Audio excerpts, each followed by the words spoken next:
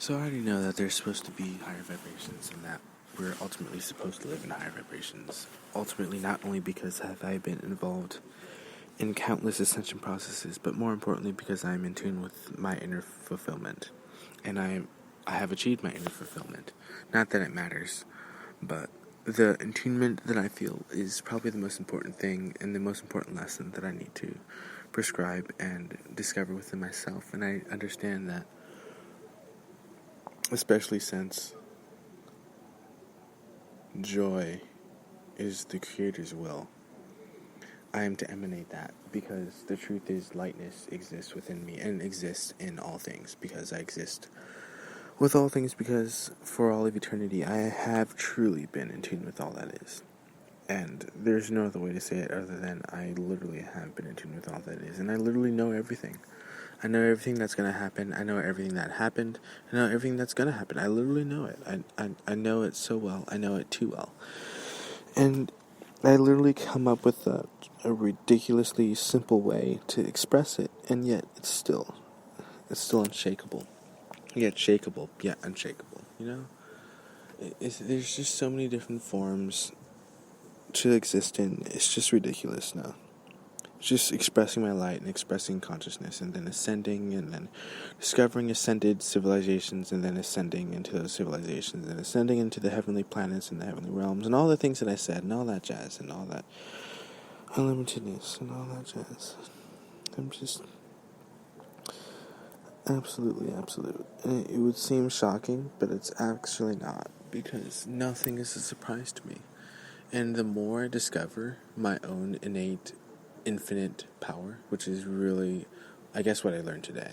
Infinity and infiniteness coming from the source of within me, the divine spark within me. And then just knowing about that divine spark and all that jazz.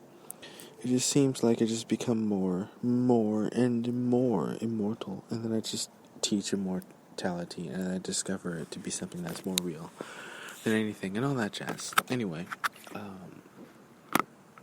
immortality has a very important place in my heart and in the universe and in the cosmos and all things.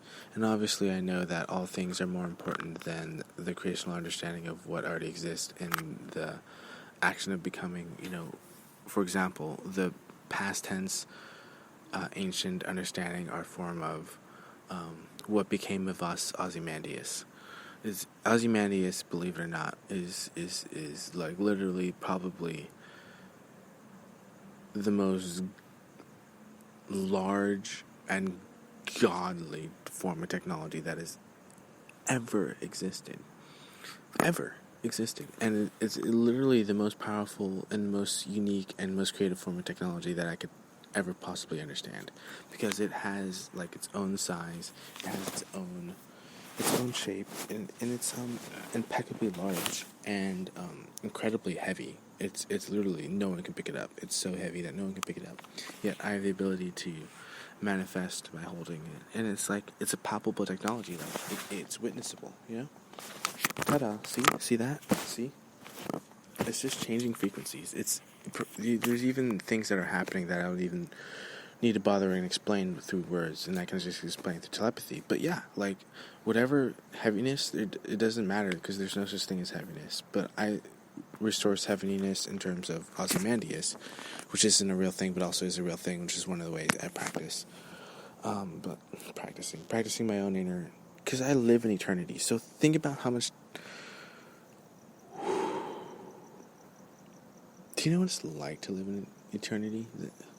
It's obviously a rhetorical question. It's obviously a rhetorical question. Goodness gracious. That's funny, dude.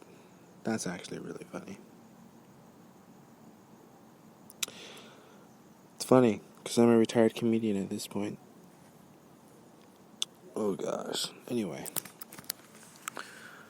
High vibrations, like, believe it or not, like, I've not only have been a part of, which I think is true, but I've been I've been a part of advancing civilizations, like the Mayan civilization, and the civilizations that I already created, and the civilizations I'm in the process of creating. But more importantly, I ascended, like, it was one of the weirdest things. I was engaged in yoga, which has a double meaning. But anyway, I was engaged in yoga, because there's also karmic yoga and karma yoga and Sankhya yoga and all that jazz.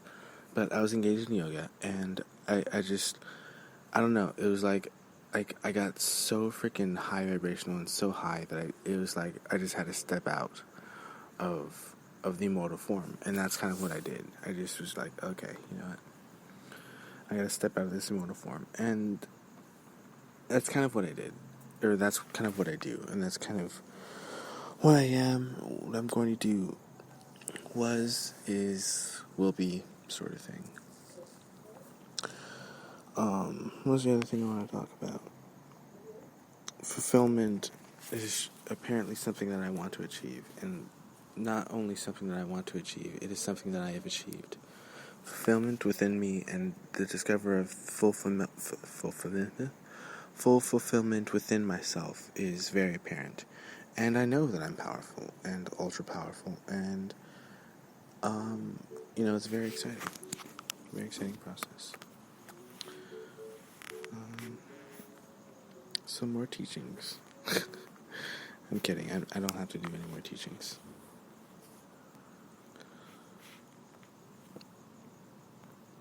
I'm just going to read this one chapter and then end this broadcast. Sankhya Yoga.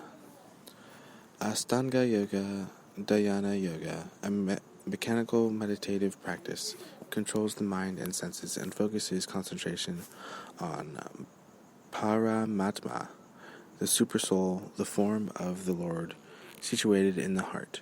This practice culminates in samadhi, full consciousness of the Supreme. The Blessed Lord said, one who is unattached to the fruits of his work and who works as he is obligated is in the renounced order of life, and he is the true mystic, not he who lights no fire and performs no work. What is called renunciation is the same as yoga, or linking oneself with the Supreme. For no one can become a yogi unless he renounces the desire for sense gratification. For one who is a neophyte in the eightfold yoga system, work is said to be the means, and for one who has already attained yoga, cessation of all material activities is said to be the means. A person is said to have attained to yoga when, having renounced all material desires, he neither acts for sense gratification nor engages in fruitive activities. A man must elevate himself by his own mind, not degrade himself. The mind is the friend of the conditioned soul, and his enemy as well. For him who has conquered the mind is the best of friends. But for one who has failed to do so, his very mind will be the greatest enemy. For one who has conquered the mind, the super soul is already reached, for he has attained tranquility. To such a man, happiness and distress, heat and cold, honor and dishonor are all the same. A person is said to be established in self-realization and is called a yogi or mystic when he is fully satisfied by virtue of acquired knowledge and realization. Such a person is situated in transcendence and is self-controlled. He sees everything, whether it be pebbles, stones, or gold, as the same. A person is said to be still further advanced when he regards all, the honest well-wisher, friends and enemies, the envious, the pious, the sinner, and those who are indifferent and impartial, with an equal mind. A transcendentalist should always try to concentrate his mind on the Supreme Self. He should live alone in a secluded place and should always carefully control his mind. He should be free from desires and feelings of possessiveness. To practice yoga, one should go to a secluded place and should lay kusa grass on the ground and then cover it with a deerskin and a soft cloth.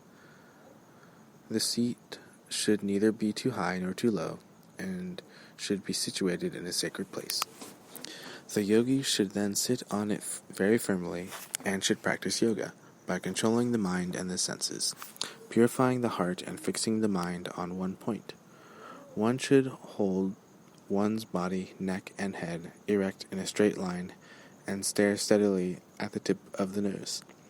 Thus, with an unagitated, subdued mind, devoid of fear, completely free from sex life, one should meditate upon me within the heart and make me the ultimate goal of life.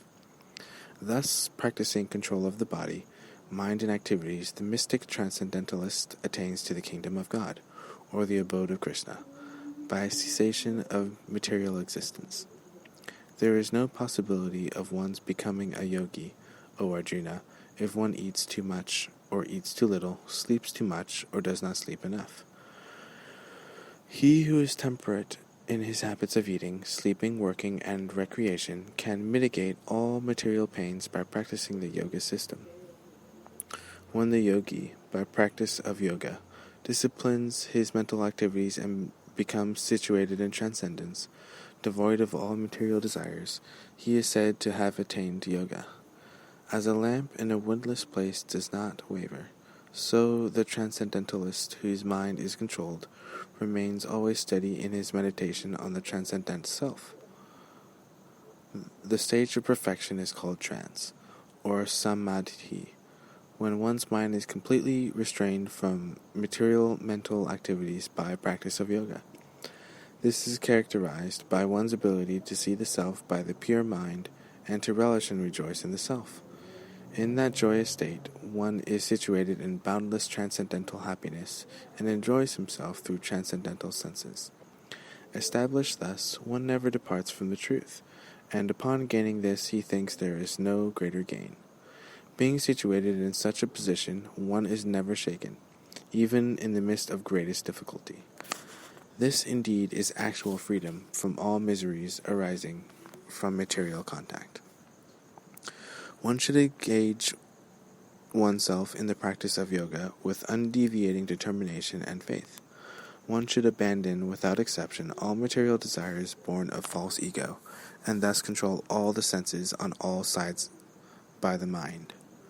And gradually, step by step, with full conviction, one should become situated in trance by means of intelligence, and thus the mind should be fixed on the self alone, and should think of nothing else.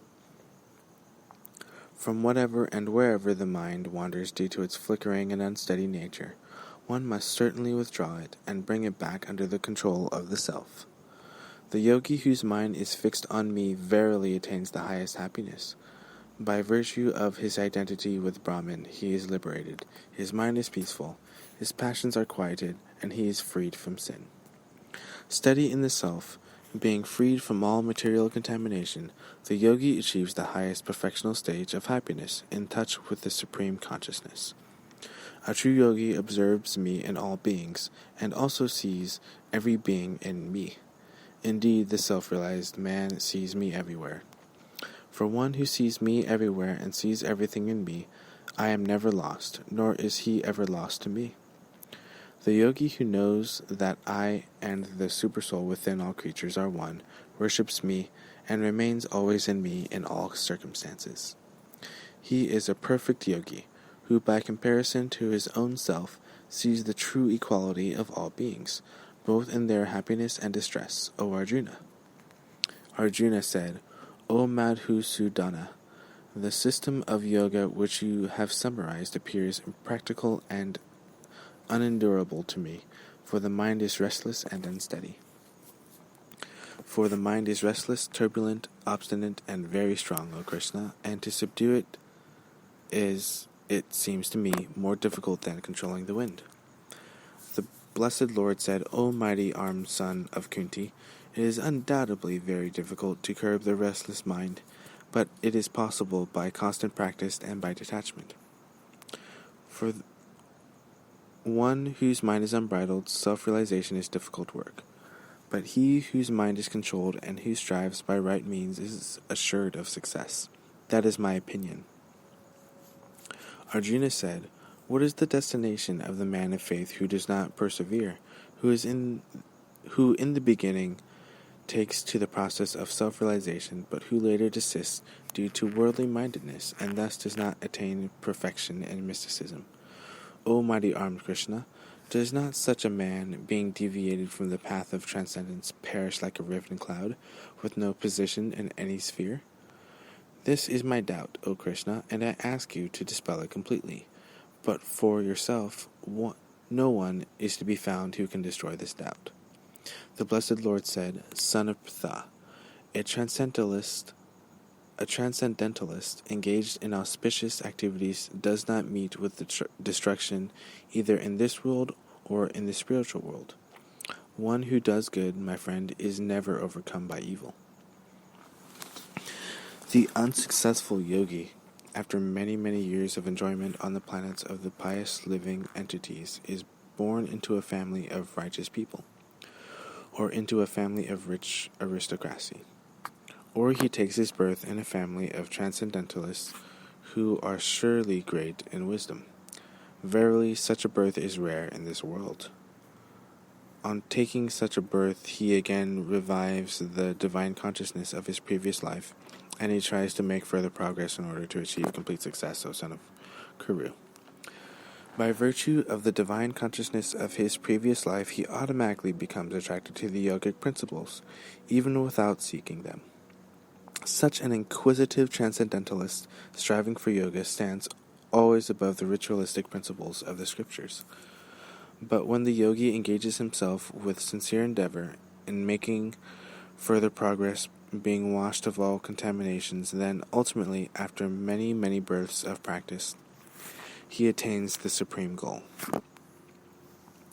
A yogi is greater than the ascetic, greater than the empiricists, and greater than the fruitive worker. Therefore, O Arjuna, in all circumstances be a yogi.